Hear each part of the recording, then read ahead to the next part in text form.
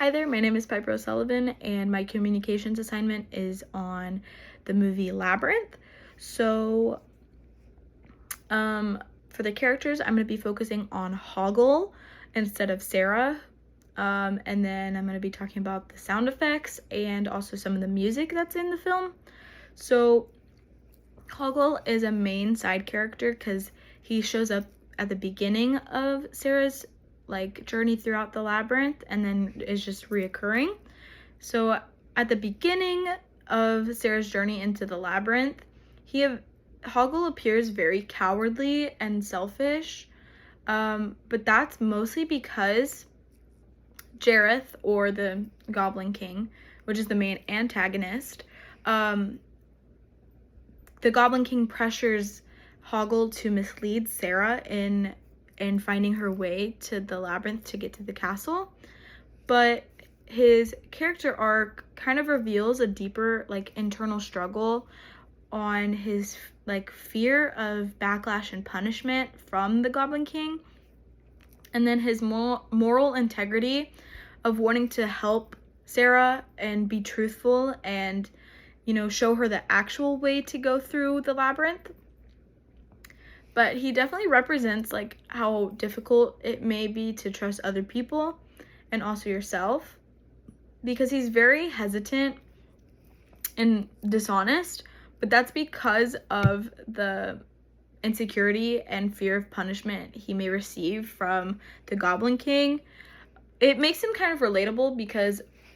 if you take into account real life and how sometimes if somebody you know and somebody you love is getting teared down or by some other person or experience, you kind of, or more so a person, you have those two things weighing on you, your moral integrity to want to stick up for this person, but also that fear of the backlash and fear of being punished or having a consequence for standing up for said person. So that makes him very relatable despite his flaws. But over time, he definitely grows a lot more loyal to Sarah, and his character kind of shifts from being, all about wanting to take care of himself and that self-preservation to being actually genuinely caring for Sarah and wanting the best for her. So it definitely shows that how courageous you have to be to have personal growth, but also being willing to do what's right even whenever it's really difficult. So next is the sound effects. So sound effects play a really big role in the movie Labyrinth because despite how whimsical it is, it also has very eerie undertones, and the creatures and environment and magical elements are really brought to life and exaggerated by the sound effects. So kind of, for example, the goblins in the beginning of the in the very beginning of the film, when Sarah is wishing away her baby brother, you can hear the chaotic chatter and how eerie and scary that can be whenever you're where is that sound coming from, but also in the labyrinth itself, because that chaotic sound, this chaotic sound that's constant and mechanical noises of the labyrinth itself, it kind of creates a sense of being unpredictable and dangerous, because you never know what's going to happen and you never know what's going to pop up or what experience you're going to have to go through next. In Jim Henson's Creature Workshop, he used layered sounds like animal noises or combined human voices to give each of the puppets a unique personality and role. So it definitely makes the fantasy world feel a little bit more immersive and tangible, instead of being just artificial and that it's artificial, because it kind of sucks you in and kind of makes you feel a little bit more on edge with Sarah. It also like the sound effects also kind of blur the line of being like playful but also like unsettling. So it's really like showing how the tone is like Sarah's like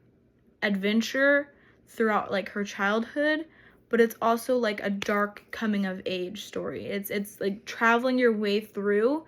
being a child into adulthood, and how, you know, it can be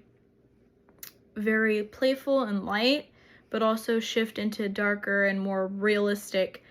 feelings. And then the music, so the soundtrack is composed by David Bowie and Trevor Jones. So definitely the most iconic part of the film is Jareth, or the Goblin King, being David Bowie. So he uses the music not as just background, but also like to tell the story. So the songs like Magic Dance and As the World Falls Down, it kind of reveals how the Goblin King is very charismatic and manipulative, but also upbeat and like theatrical.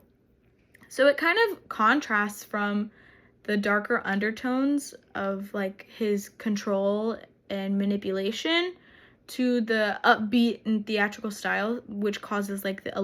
illusion. So the labyrinth itself is an illusion, right? There's so many different pathways that you can go throughout the labyrinth, and it kind of just emphasizes his role as both being like an entertainer and an antagonist, because like the music itself is very like entertaining, but he's also entertaining Sarah's baby brother, which, you know, keeps the child happy, right? But it also that him being the antagonist and trying to hold on to Sarah's baby brother until he turns into a goblin. So it, you know, definitely enhances like the emotional stakes of Sarah's journey and like working to get her baby brother back. And it shifts from like whimsical melodies to more intense and dramatic as she gets closer to her goal of like getting her brother back. So pretty much by combining complex side character like Hoggle, and then the imaginative sound design, and then powerful music score, Labyrinth is a very layered and like awesome experience, because it's not like just a visually creative movie, but it's also very like immersive, and it shows you like how the character development leads and explores the themes of trust and fear and growing up, and how it feels to kind of lose your bearings on who you are as a person, and like, you know, not wanting to really grow up or not wanting to accept some things that are happening in your life. So it's a very great movie, and it's one of my favorites.